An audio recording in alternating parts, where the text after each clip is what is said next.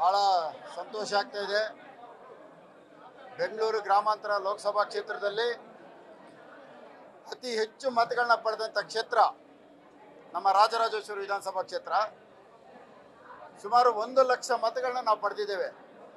Lead doctor ಅವರು ಪಡೆದಿರ್ತಕ್ಕಂಥ ಸುಮಾರು ಹೆಚ್ಚು ಕಮ್ಮಿ 2-3 ಲಕ್ಷ ಓಟಲ್ಲಿ 1 ಲಕ್ಷ ಲೀಡು ಬರೀ ನಮ್ಮ ಕ್ಷೇತ್ರ ತಗೊಂಡಿರೋಂಥದ್ದು.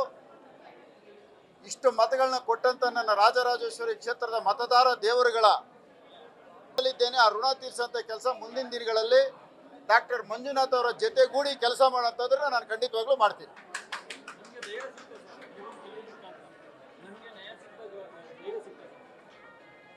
ನ್ಯಾಯ ನಮ್ಮ ಕ್ಷೇತ್ರಕ್ಕೆ ಸಿಕ್ಕಿದೆ.